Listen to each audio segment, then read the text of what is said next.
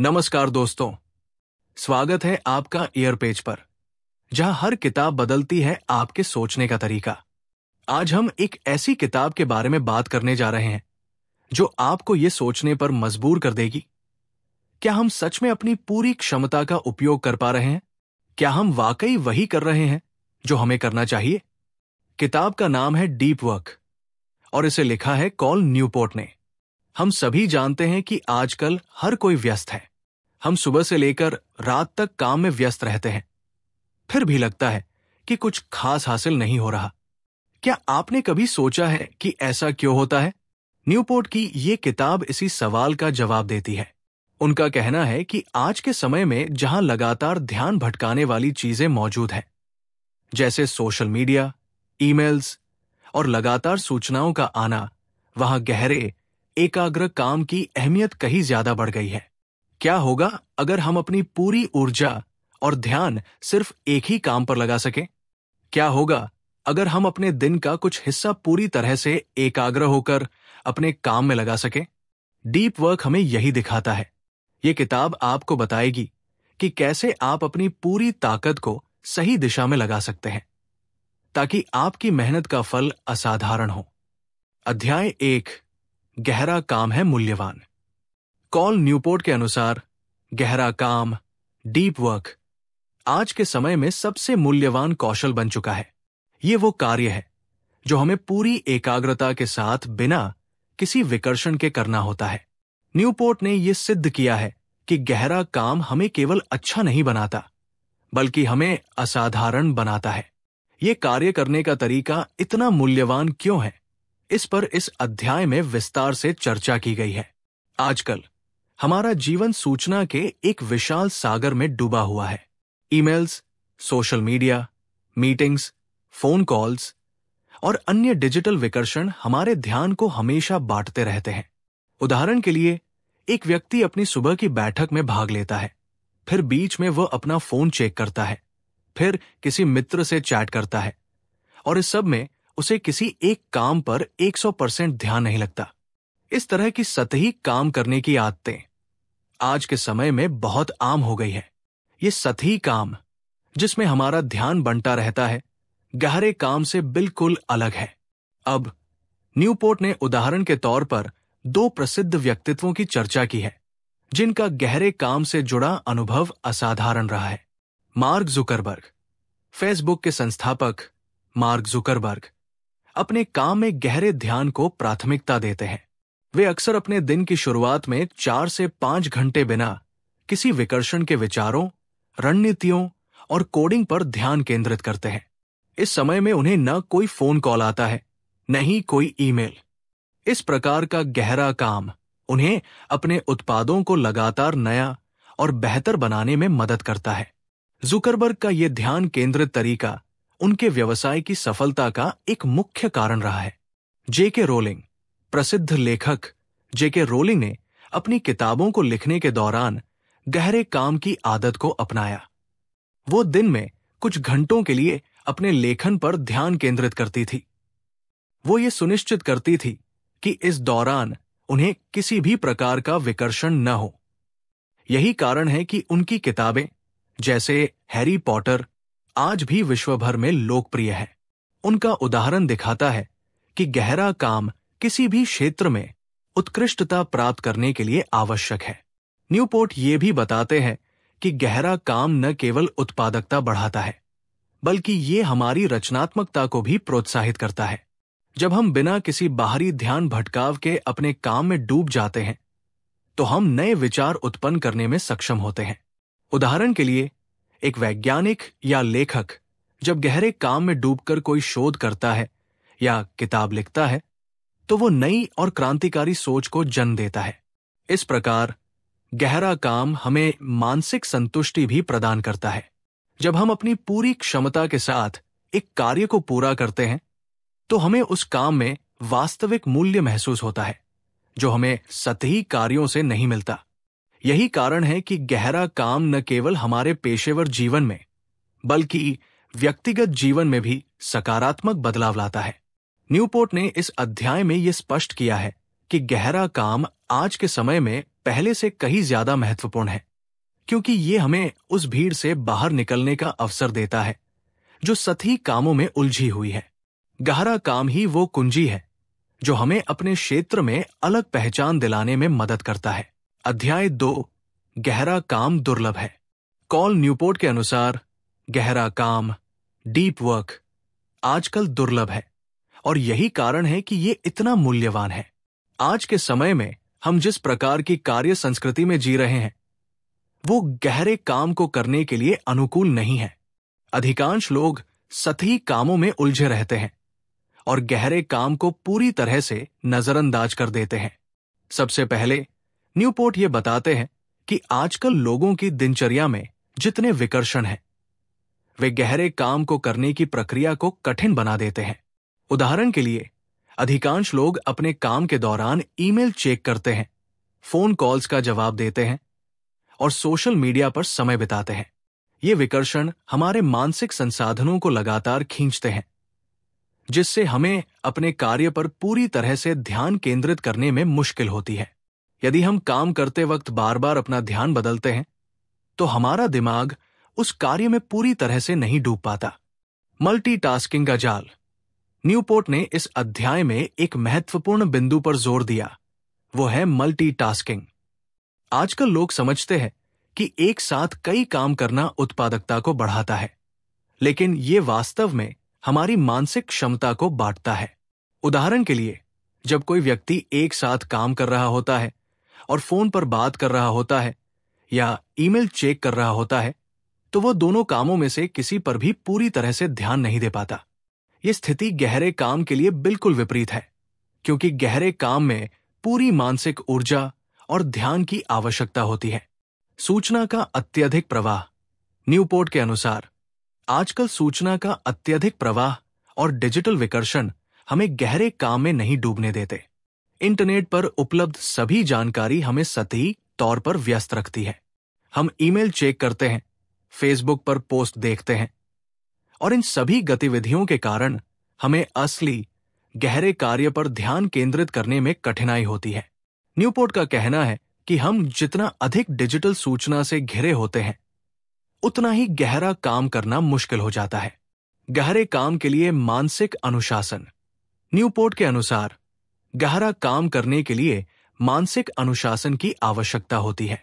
ये सिर्फ शारीरिक समय का मामला नहीं है, बल्कि ये मानसिक रूप से भी एकाग्र रहने की आवश्यकता है। उदाहरण के लिए, एक लेखक या वैज्ञानिक जो गहरे काम में शामिल होते हैं, उन्हें घंटों तक बिना किसी बाहरी विकर्षण के काम करना होता है। ऐसा केवल उन लोगों से संभव है जो अपने मानसिक अनुशासन को मजबूत करते हैं। प्रसिद्ध उदाहरण। न्यूपोर्ट ने कुछ प्रसिद्ध व्यक्तियों का उदाहरण दिया जो गहरे काम में माहिर है। उदाहरण के तौर पर कैल न्यूपोर्ट ने कहा कि David Allen, Getting Things Done के लेखक, अपनी सफलता का कारण गहरे काम को मानते हैं। वो लगातार कुछ घंटों तक बिना किसी विकर्षण के काम करते हैं। इससे उनकी उत्पादकता में बेमिसाल वृद्धि होती है। इसी तरह बिल गेट्स भी जब माइक्रोसॉफ्ट की शुरुआत कर रहे थे तो वो हर सप्ताह एक सप्ताहांत रिट्रीट करते थे, जहां वो सिर्फ अपनी सोच पर ध्यान केंद्रित करते थे और बिना किसी बाहरी विकर्षण के गहरे विचार करते थे। इस अध्याय में न्यूपोर्ट ने यह स्पष्ट किया कि गहरा काम आजकल इतना दुर्लभ है क्योंकि लोग सतही कार्यों में व्यस्त रहते हैं। यदि हम गहरे काम को अपनी आदत बना लें तो हम न केवल अपने कार्यों में उत्कृष्टता प्राप्त कर सकते हैं, बल्कि हम अपने क्षेत्र में दूसरों से कहीं आगे निकल सकते हैं। यही कारण है कि गहरा काम इतना मूल्यवान है। ये हमें अद्वितीय और प्रभावी बना देता है। अध्याय 3, गहरा काम है सार्थक। कॉल न्यूपोर्ट के अनुसार गहरा काम, डीप वर्क, सिर्फ उत्पादकता में वृद्धि नहीं करता, बल्कि ये हमारे कार्यों को एक गहरे और सार्थक अनुभव में बदल देता है। गहरा काम वह स्थिति है जब हम अपनी पूरी मानसिक शक्ति और एकाग्रता के साथ किसी कार्य में डूब जाते हैं और इस दौरान हमें एक तरह की मानसिक संतुष्टि और आत्मसंतोष का अनुभव होता है। आजकल के समय में जहां हर कोई सतही कामों में उलझा रहता है और मानसिक विकर्षणों से घिरा रहता है, गहरा काम एक असाधारण कौशल बन चुका है। जब हम गहरे काम में होते हैं तो हम न केवल अपनी क्षमता का पूर्ण उपयोग करते हैं, बल्कि हम अपने काम से एक गहरा जुड़ाव महसूस करते हैं। उदाहरण के तौर पर, एक लेखक जो बिना किसी विकर्षण के घंटों तक अपनी किताब लिखता है, वो न केवल शब्दों को जोड़ता है, बल्कि अपनी विचारधारा और रचनात्मकता को आकार देता है। इसी प्रकार एक वैज्ञानिक जब अपने शोध पर ध्यान केंद्रित करता है, तो वो केवल निष्कर्ष प्राप्त नहीं कर रहा होता, बल्कि वो नई खोजों के साथ मानवता को कुछ महत्वपूर्ण दे रहा होता है। गहरा काम न केवल रचनात्मकता को बढ़ावा देता है, बल्कि ये मानसिक संतुष्टि भी देता है। जब हम किसी कार्य में पूरी तरह से डूब जाते हैं, तो हमें उसे समाप्त करने में वास्तविक संतोष और आंतरिक खुशी मिलती है। ये मानसिक शांति और आत्म साक्षात्कार का अनुभव हमें सतही कामों से नहीं मिलता। न्यूपोर्ट ने इसे सार्थक प्रयास का नाम दिया है, क्योंकि गहरे काम में हर कदम पर एक उद्देश्य और दिशा होती है। गहरे काम का एक और पहलू यह है कि ये हमें दीर्घकालिक सफलता की ओर ले जाता है। जब हम गहरे काम में लीन होते हैं, तो हम केवल तात्कालिक परिणामों पर ध्यान केंद्रित नहीं करते, बल्कि हम अपने काम को बेहतर बनाने और उसे उच्चतम स्तर तक पहुंचाने के लिए काम करते हैं। यही कारण है कि गहरा काम जीवन को न केवल उत्पादक बनाता है, बल्कि उसे एक गहरी और सार्थक दिशा भी देता है। गहरे काम के सिद्धांत को समझने के बाद हम इस किताब के पहले और दूसरे भाग में देखेंगे कि ये नियम कैसे सफलता और व्यक्तिगत विकास की दिशा तय करते हैं। नियम 1, गहरे काम में लीन हो जाएं। कॉल न्यूपोर्ट के अनुसार गहरा काम करने के लिए सबसे पहला और महत्वपूर्ण कदम है गहरे काम में लीन होना। इसका मतलब है कि आपको बिना किसी बाहरी विकर्षण के पूरी मानसिक एकाग्रता के साथ अपने काम में डूबना होगा। यह गहरे काम का मूल सिद्धांत है, क्योंकि सतही कार्यों में व्यस्त रहने से हम अपनी पूरी क्षमता का इस्तेमाल नहीं कर पाते। गहरे काम के लिए मानसिक अनुशासन। गहरा काम करने के लिए हमें अपने मानसिक अनुशासन को मजबूत करना होता है। इसका मतलब है कि हमें अपनी कार्यक्षमता को नियंत्रित करना होता है, ताकि हम हर काम में पूरी तरह से संलग्न हो सकें। न्यूपोर्ट ने इसे काम के लिए एक संरचना की आवश्यकता बताया है, जिसमें समय को सही तरीके से प्रबंधित किया जाता है और कोई विकर्षण हमारे ध्यान को भंग नहीं कर पाते। सिद्धांतों का पालन। गहरे काम को नियमित रूप से करने के लिए न्यूपोर्ट ने कुछ विशेष रणनीतियां दी है। समय के ब्लॉक्स निर्धारित करें। हर दिन एक निर्धारित समय पर गहरे काम के लिए समय निकालें। दृढ़ता बनाए रखें। गहरे काम की प्रक्रिया में निरंतरता और समर्पण आवश्यक है। हमें अपने कार्य में लगे रहना होता है, भले ही शुरुआत में ये कठिन लगे। विकर्षणों से बचें, जैसे सोशल मीडिया, फोन कॉल्स और अन्य बाहरी रुकावटें गहरे काम में बाधा डालती है। इसलिए इनसे बचने के लिए एक सख्त नियम बनाएं।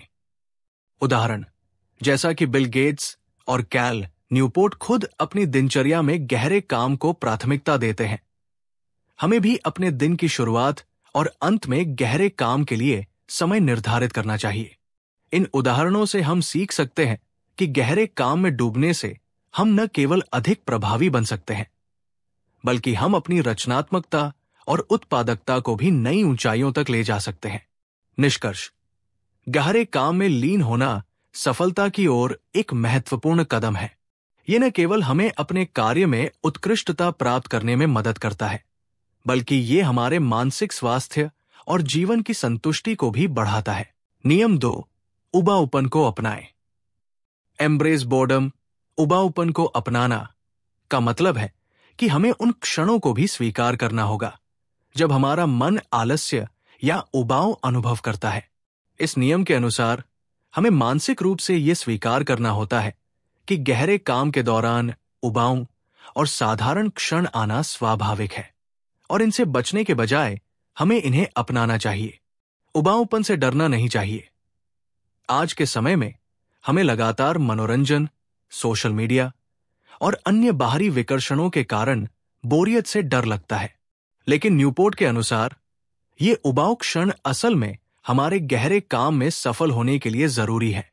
यदि हम अपनी एकाग्रता को बढ़ाना चाहते हैं तो हमें उबाऊ कार्यों और अनुभवों को सहन करने की क्षमता विकसित करनी होगी। यह हमारे मानसिक अनुशासन को मजबूत करता है और हमें किसी भी कार्य को पूरी एकाग्रता के साथ करने की आदत डालता है। ध्यान को मजबूत बनाना। उबाऊपन को अपनाने का एक मुख्य उद्देश्य यह है कि हम अपने ध्यान को अधिक मजबूत और केंद्रित बना सकें। जैसे अगर आप कुछ समय के लिए सोशल मीडिया का उपयोग नहीं करते तो शुरुआत में ये आपको उबाऊ लग सकता है, लेकिन जैसे जैसे आप इसका अभ्यास करेंगे आपकी एकाग्रता और मानसिक स्थिरता में वृद्धि होगी। अच्छा उदाहरण, जॉन स्टीवर्ट मिल जैसे महान विचारक भी कहते थे कि मनुष्य की मानसिक ताकत तब बढ़ती है जब वो बोरियत का सामना करता है और उसे दूर करने के लिए विकर्षण का सहारा नहीं लेता। इसी तरह अगर हम गहरे काम के दौरान उबाऊ अनुभवों को स्वीकार करते हैं तो हम अपनी मानसिक शक्ति और कार्य की गुणवत्ता दोनों को बेहतर बना सकते हैं। सुझाव: गहरे काम के दौरान उबाऊ क्षणों से बचने के लिए न्यूपोर्ट एक अभ्यास सुझाते हैं। विकर्षणों को खत्म करना। इसका मतलब है कि हमें किसी भी बाहरी ध्यान भंग करने वाली गतिविधियों से दूर रहना होगा ताकि हम अपने कार्य में पूरी तरह से समर्पित हो सकें। एक बार जब हम उबाऊपन से डरना छोड़ देते हैं तो हम गहरे काम में अपनी पूरी शक्ति लगा सकते हैं। निष्कर्ष: उबाऊपन को अपनाना गहरे काम की दिशा में एक महत्वपूर्ण कदम है।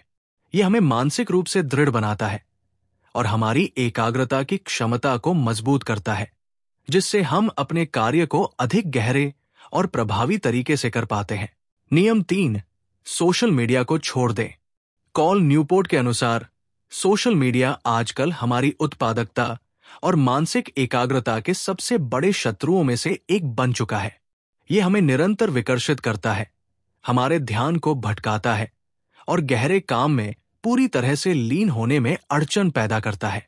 इस नियम का पालन करते हुए हमें सोचना चाहिए कि क्या सोशल मीडिया वास्तव में हमारी जीवन गुणवत्ता और काम में मदद कर रहा है या फिर ये केवल हमें समय और ऊर्जा का अपव्यय करवा रहा है।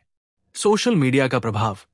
सोशल मीडिया प्लेटफॉर्म जैसे फेसबुक, इंस्टाग्राम, ट्विटर और टिकटॉक हमें लगातार नई जानकारी और मनोरंजन प्रदान करते हैं, लेकिन ये हमें सतही और निरंतर बदलते हुए विचारों में उलझा देता है।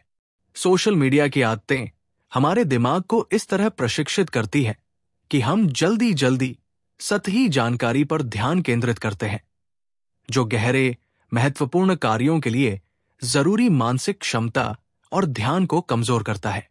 सोशल मीडिया से मुक्त होना।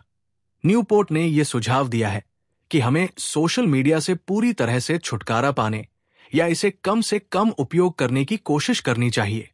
इसका मतलब ये नहीं है कि हमें पूरी तरह से इंटरनेट से दूर रहना है, बल्कि यह है कि हमें उन प्लेटफॉर्म्स को छोड़ने पर विचार करना चाहिए जो हमारे कार्यों और जीवन के उद्देश्य में कोई वास्तविक योगदान नहीं देते। उदाहरण के तौर पर, अगर किसी प्लेटफॉर्म का उपयोग केवल समय नष्ट करने के लिए हो रहा है तो उसे छोड़ देना चाहिए। सकारात्मक बदलाव। सोशल मीडिया छोड़ने से हम अपनी मानसिक शांति और एकाग्रता को वापस पा सकते हैं। जब हम सोशल मीडिया से मुक्त हो जाते हैं तो हमें अपने कार्यों में गहरी और सतत एकाग्रता मिलती है, जो गहरे काम में आवश्यक होती है।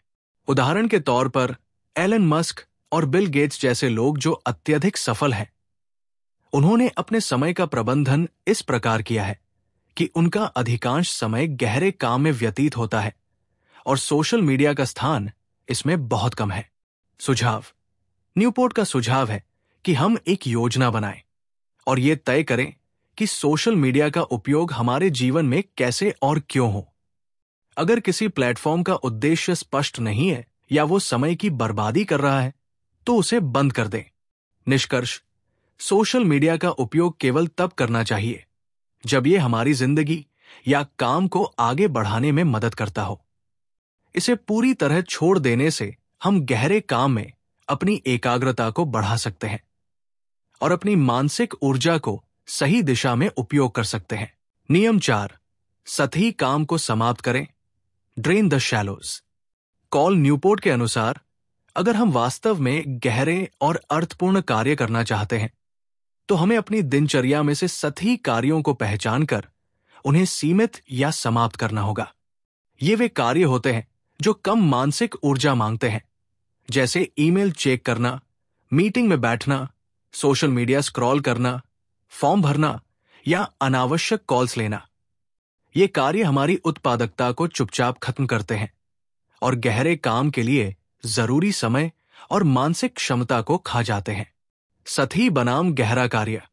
गहरा काम ऐसा कार्य जिसमें ध्यान, रचनात्मकता और सोच की गहराई हो, जैसे किताब लिखना, कोडिंग करना, शोध करना।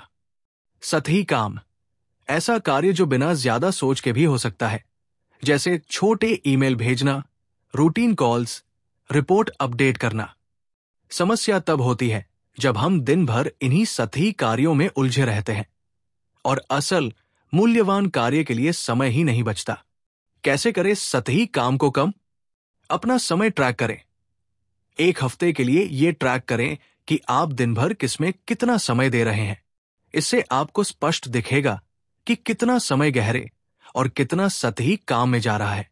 हर कार्य का मूल्यांकन करें। हर कार्य से पहले खुद से पूछें, क्या यह कार्य मेरे लक्ष्य को आगे बढ़ाता है? क्या यह वास्तव में जरूरी है? मीटिंग्स को सीमित करें। अगर मीटिंग अनिवार्य न हो तो मना करें या उसे ईमेल से ही निपटाएं। जरूरी मीटिंग्स को छोटा और फोकस्ड रखें। ईमेल मैसेज चेक करने का समय तय करें। हर 5 से 10 मिनट में मेल या मैसेज चेक करने की आदत बहुत बड़ी उत्पादकता हानि है। इसके बजाय एक निर्धारित समय रखें, जैसे दिन में 2 बार, जब आप मेल चेक करें। ना कहना सीखें। हर अनुरोध या कार्य को स्वीकार करना आपकी एकाग्रता को खत्म करता है। चयनात्मक रूप से काम लेना सीखें। उदाहरण, जैक डोर्सी, ट्विटर और स्क्वायर के पूर्व सीईओ एक ही दिन में दोनों कंपनियों का नेतृत्व करते थे। वे सतही कार्यों को समय के सख्त ब्लॉक्स में रखते थे और हर दिन का थीम तय करते थे, जैसे सोमवार को मैनेजमेंट, मंगलवार को प्रोडक्ट, ताकि ध्यान बंटे बिना गहराई में काम हो सके। निष्कर्ष, ड्रेन द शैलोज का अर्थ केवल सतही कामों को हटाना नहीं है, बल्कि अपने दिन को जानबूझकर और रणनीतिक रूप से डिजाइन करना है। ये नियम आपको ये सिखाता है कि कैसे अपने समय और ऊर्जा को केवल उन्हीं कार्यों में लगाएं जो आपके लक्ष्य, करियर और आत्मसंतोष के लिए सबसे ज्यादा महत्वपूर्ण है। जब आप सतही कामों को सीमित करते हैं तो आपके पास गहरे काम के लिए ज्यादा जगह बनती है और वहीं से असली सफलता की शुरुआत होती है। डीप वर्क केवल एक तकनीक नहीं, बल्कि आज की व्याकुल दुनिया में सफल होने की कला है। ये किताब हमें सिखाती है कि गहराई से काम करना कैसे हमारी उत्पादकता, रचनात्मकता और मानसिक संतुलन को बढ़ाता है। सतही कामों से दूरी, सोशल मीडिया से संयम और अपने समय का रणनीतिक उपयोग हमें भीड़ से अलग करता है। अगर आप सच में असाधारण परिणाम चाहते हैं तो आपको असाधारण एकाग्रता और अनुशासन अपनाना होगा। याद रखिए, सबसे गहरा काम वही होता है जो बिना शोर शराबे के पूरी तन्मयता से किया जाता है, और वहीं से बनती है असली सफलता। उम्मीद है कि आपको डीप वर्क की गहराई और इसके लाइफ ट्रांसफॉर्मिंग इनसाइट्स ने सोचने का नजरिया बदलने पर मजबूर किया होगा। अगर इस वीडियो ने आपको कुछ नया सिखाया हो तो लाइक, कमेंट और शेयर जरूर करें। और ऐसे ही शानदार सारांशों के लिए हमारे ईयरपेज चैनल को सब्सक्राइब करना न भूलें। आप अगली कौन सी किताब का सारांश सुनना चाहेंगे? हमें कमेंट में जरूर बताएं। ईयरपेज के साथ जुड़े रहिए, जहां हर किताब बदलती है आपके सोचने का तरीका। फिर मिलेंगे एक नई किताब के साथ। धन्यवाद।